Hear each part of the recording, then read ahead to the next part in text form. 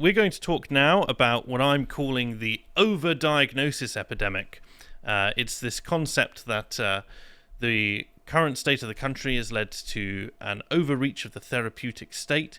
It's also about the general sense of our people from the people, and it's also about actual people with actual real-life disabilities who are often marginalised as a case of this. But before we get into that, the Lotus Eaters is hiring. We have a career opportunity for a production administrator. So looking for a tech-savvy person to work full-time. So if you think that'll interest you, please do check us out. In beautiful Swindon.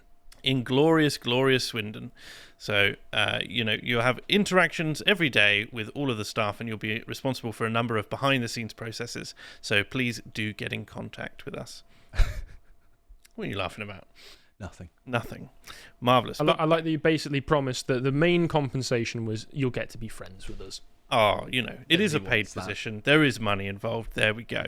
But just to let you know that I have spoken about the mental health epidemic and really what we've been dealing with over the course of the last 50 plus years, really, with a society that's becoming more and more abstracted.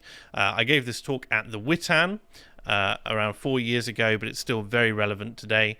And has a link to what is called in the video Basket Weavers, but is now rebranded to Club Weave, a decentralized network for the promotion of traditional thought, individual values, skills building, and making friends. It's mostly getting very drunk. It's mostly making friends and going out and having fun together and building your local network so that, God forbid, if anything happened to you as a result of the left's overreach, that you would have people you could reach out to in your local community who can offer help and support, and you can watch that video on the website. All right, so we have this idea of a general mental health epidemic in the UK. It's something which is pretty uncontroversial. It happens that a lot of people are talking about it. Almost every single influencer has got their own mental health story that they've got going on. Businesses are talking about how people are taking mental health days. Some people are saying that it's really hard to hire people, actually, because they want sort of Fridays off because it's a difficult time for them.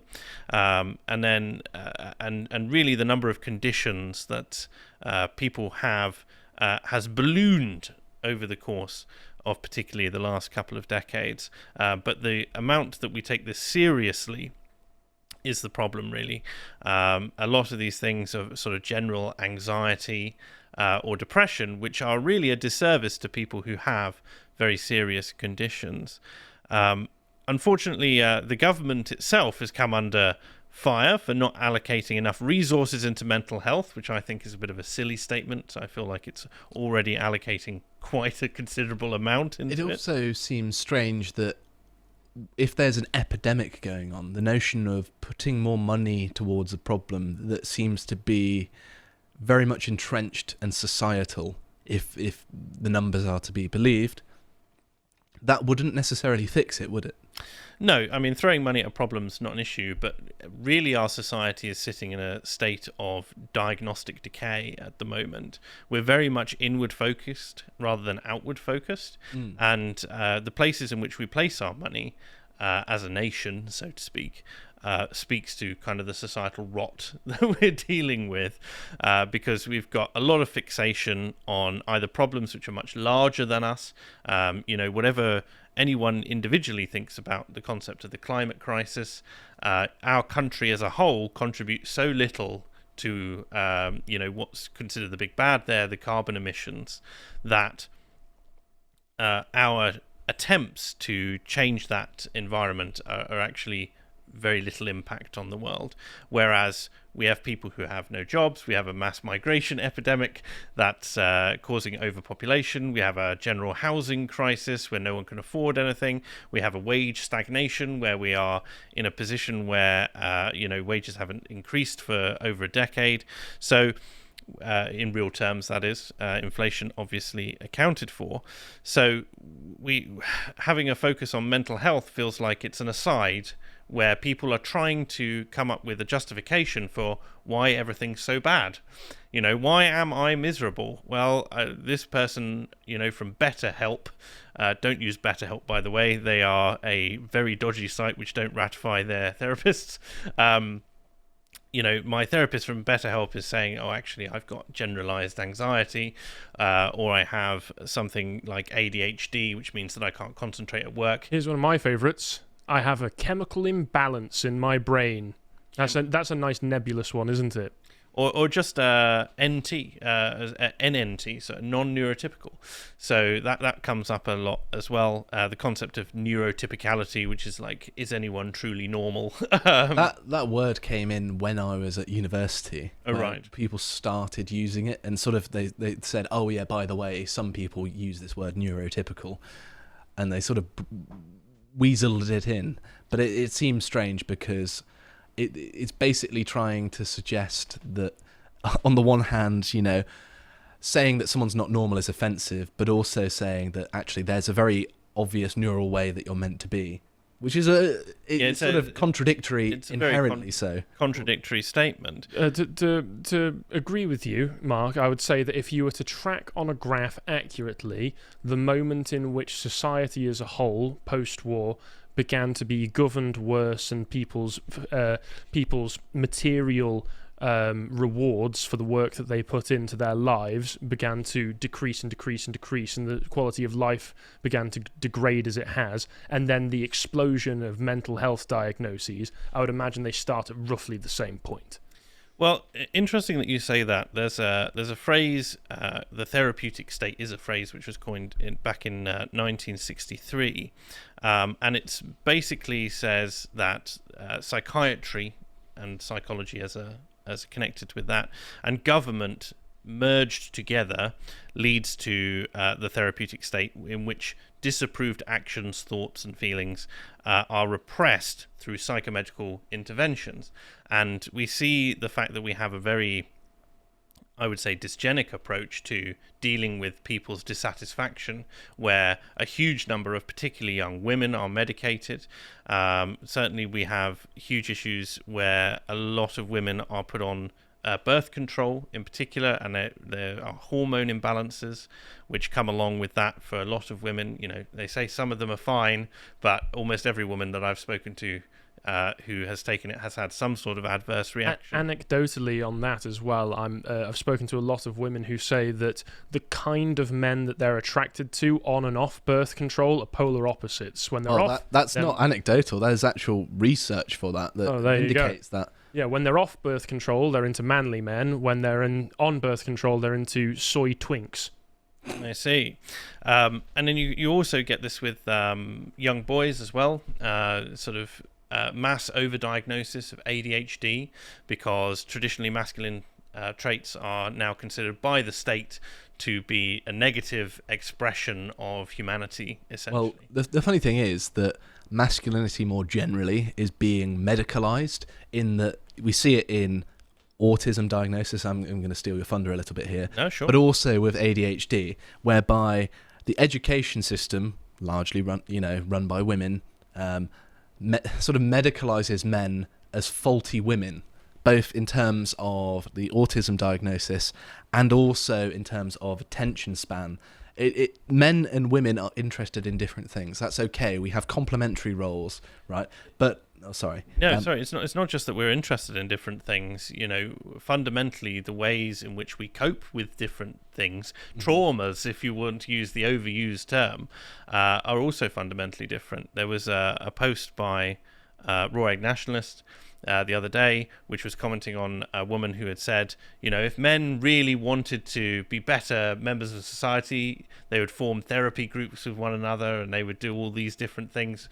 And he just pointed, sounds bloody awful. And he just pointed out that you're saying that men would have better mental health if they acted more like women and less like men, which is the complete opposite of what they should. Well, it's a failure to understand how men are, isn't it, as well? And men are also sort of responsible for this. We also can be prone to sort of make generalizations about women, whereby we view them as faulty men, and vice versa. And I think that we're right though. See, vindicated. But I think that the whole conversation a lot of things are getting lost in translation, and a lot of normal behavior is being medicalized. And I think that there's also an incentive for the pharmaceutical companies to do so, because they're pushing drugs on people that don't need them. I've made this point as well when I've said to people that you're not. I know everybody constantly goes on about how autistic they are, how autistic we are, how autistic men in general are. You're not autistic. You're an English man. That's what you're supposed to be like. That's what we've always been like. We used to have a word for this, and it was called eccentricity. You know, you can be a little bit weird. You can have a little bit of quirkiness to you. That's fine. Everyone's a little bit different. But really, what I want to get at with the reason that I brought the state into this is that the state is setting the desired outcomes. And everything and every system in our society then reacts to what those desired outcomes are. So we've already mentioned that education, the over-medicalization of boys. We've already looked at women needing to go into the workforce, and so the over-medicalization of women to deal with their monthly cycles and things like that. And there's also sort of now moving on into the criteria for even getting a job.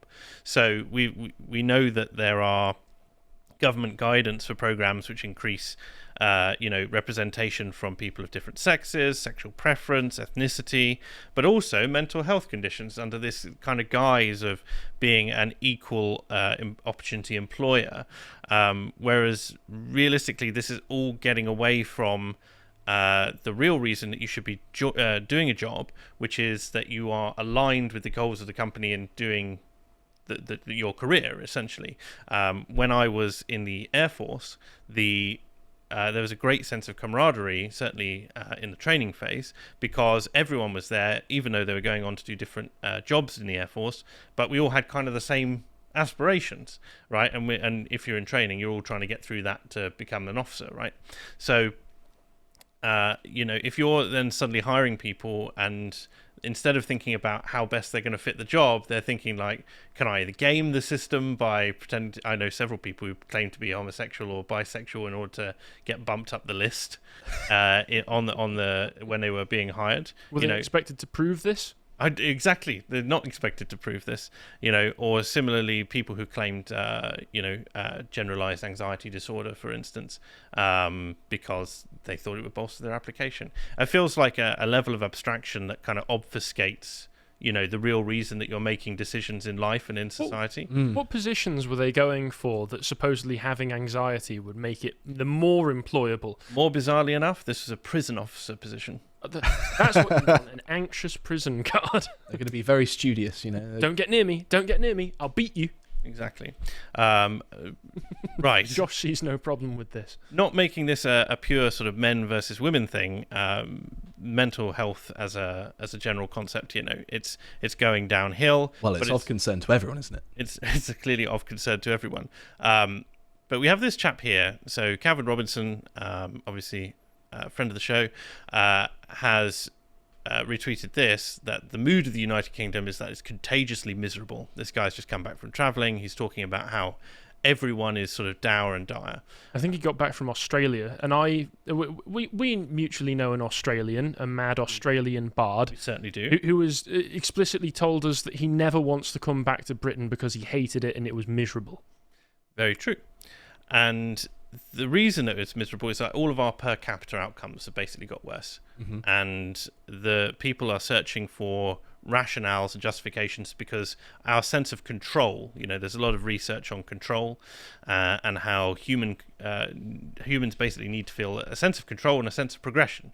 And so when your wages haven't been going up, you can't find a girlfriend because everything's been abstracted through dating apps, and your actual chances to date have become much worse because every woman can see everyone for 50 miles and vice versa. And then you've also got, the decreasing quality of life in general, and people are saying, I'm never going to own my own home, never have my own space. All of these things are like, I've got less control over my life, and I've got less control over where it goes, and at the end of my life, I won't have any control at all. So ever so quickly, there's a really quite worrying study that had a rat in a bucket, and they were... I know it, yes, I know it well. Go on. So basically, if the rat was left to drown, basically, it would swim for X amount of time. If a person would then come along eventually and help it out of the bucket, it would stay swimming for longer before it gave up. So just again, context on that, the rat would last about 15 to 20 minutes if you just let it swim. If you rescued the rat once, it lasted 8 hours. Which is a massive difference. But to my mind, that shows just how essential to the mammalian brain a sense of agency and hope is. Yeah. And hope, yeah. Sorry, Samson, can I just have control of my notes again so I can... That's a horrible You've just got a experiment. spider. It's an awful... I've got to say awful experiment, yes. But so if we look at... sorry, go back to my notes. So having a distinct focus on mental health interventions as a state abstracts the priorities of government away from lubricating the wheels of industry and innovation, and instead funnels money into diagnostic endeavours, although that is skewed in favour of net zero and climate stuff as well. And really you can see government... Oh, we don't have the factoid there, but there's an image that I had of government grants where there's a lot of mental health funding, essentially, that's in there. Oh, I think he's... Nope. Different one. That's fine. Government grants. So so you can find Here and see, there's stuff, career fellowships in research and innovation. Notable that we're also coming to a period of the new autumn budget coming out, so some of these have been deprecated, and there's fewer grants overall at the moment, but there's a decent amount of stuff for research into mental health, but really and a lot of money that's available, whereas the money that's going into small businesses, the money that's going into community building, money for local councils so that they can provide services and events and things like that, all of those things which improve people's general standard of living, and thus would bring up the morale of the nation and make people feel a bit better, that's not there. So I thought that was interesting. If we look at the difference in mental health statistics, if we scroll down just a little bit here, Samson, you can see 1 in 4 people will experience a mental health problem of some kind each year in England.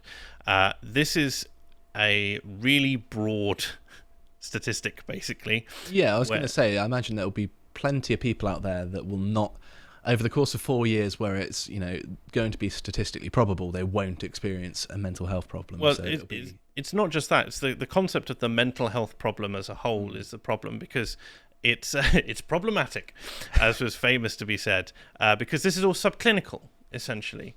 This is people saying, at some point in your life you'll feel depressed. And it's not just that people do feel depressed or whatever, but people have lose the sense of scale, and so they focus on the fact that they will feel depressed, and they have anxiety about the fact they may feel depressed in the future if they get out of their depression. And whereas the reality is that life happens. Yeah, well, one of the things that I found the most useful to tell people, because being a psychologist, and you're qualified in psychology as well. Indeed, you must get this. People come up to you and ask you about things wrong with them, and I say that the main thing, the thing that should give you hope, is you're in control of your own mind. You choose whether these things weigh you down. You choose how to approach it. You choose whether to feel these emotions. And sure, it's difficult to get to the point where you have good control over these things, but it's possible. And I think that it's actually within the grasp of lots of people. And telling people those sorts of things sort of puts the ball in their court. It gives them a bit of agency of, well, sure, things might not be good, but it's up to me how to approach it. And all of a sudden, I would even expand that outside of the concept of personal incentives. It's about the people that you're dependent on, mm-hmm. and the people who depend on you. And the fewer of those that we have in society, the worse essentially it gets, because we are social animals to our core, and the rise of social media and the rise of the therapeutic state, etc., have basically damaged our, one of the key mechanisms from which we derive value and meaning and purpose and happiness at the end of the day.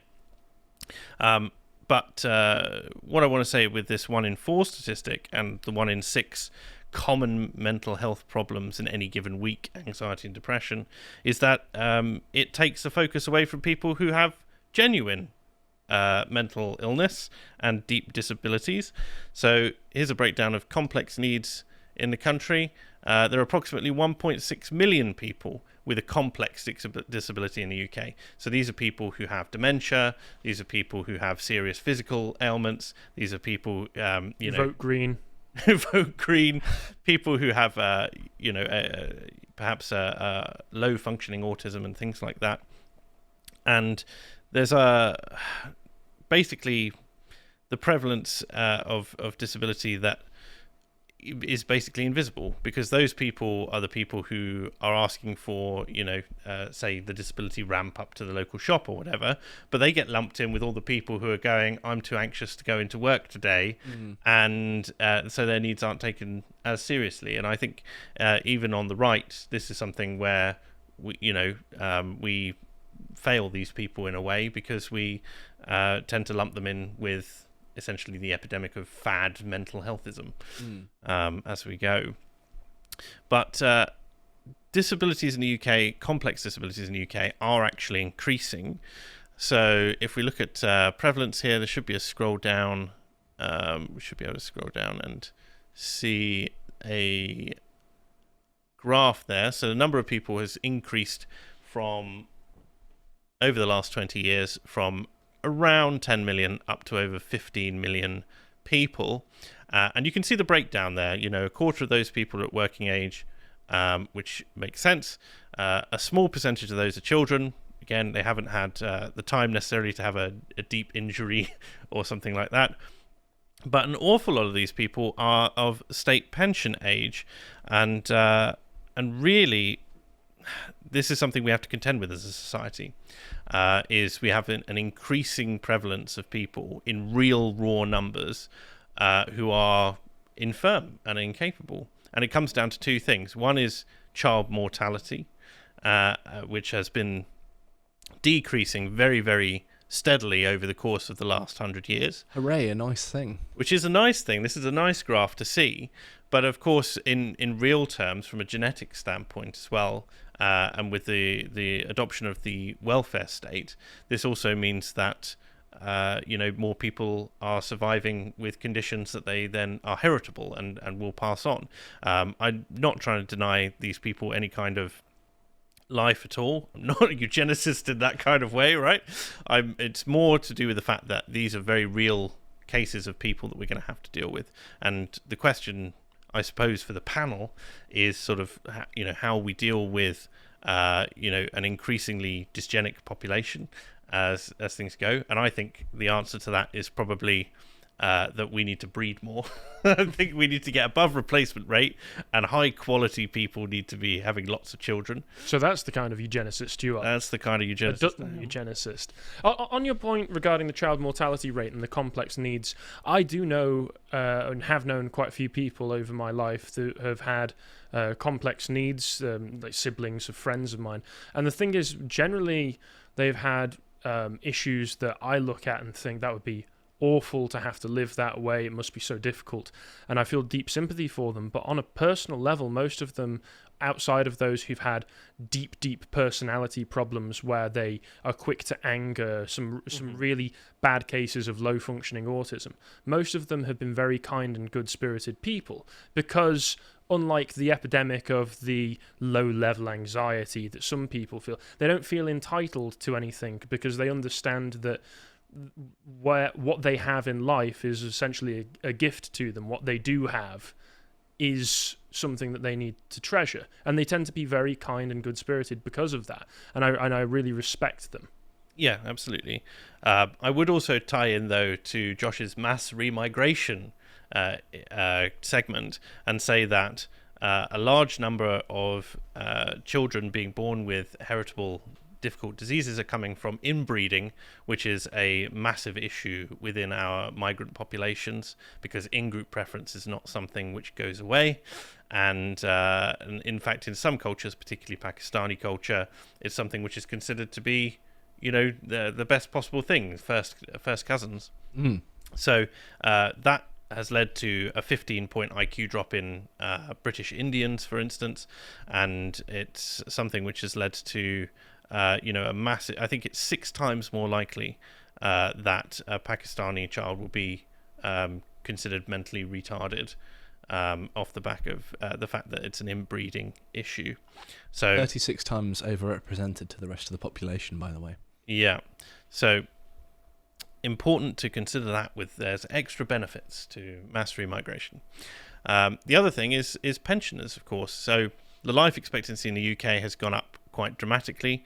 Again, if we scroll down here a little bit, there should be a table which shows, yes, that life expectancy at birth has gone up by almost 5 or 6 years over the course of the last 3 decades. So we're also in a position where that massively increases people's risk of cancer. It increases people's risk of dementia, which is where the mental health element comes in, because risk factors for dementia is aging. And again, if we scroll down here, Samson, we should be able to see on page 5 There we are. that aging is a risk. A little bit up there, I'm afraid. Yes, so for people aged between 65 and 69, around 2 in every 100 people have dementia. However, it doubles every 5 years, which means if you reach 90, a third of people have dementia, which is obviously a huge issue. It's I keep wanting to use the word drain on the people around them, but obviously these are people that people love. They're people who've lived for a very long time, and hopefully have given a contribution really horrible to society. thing We as should well. do.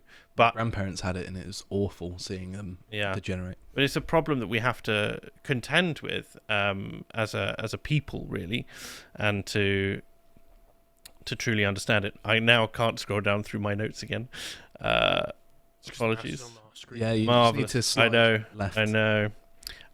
So really, in the interest of time, because I know we've only got a few minutes left, I'll skip ahead and I will say, how are we as a society going to deal with the aging population and the lack of natural selection in it at the moment? If you have any thoughts.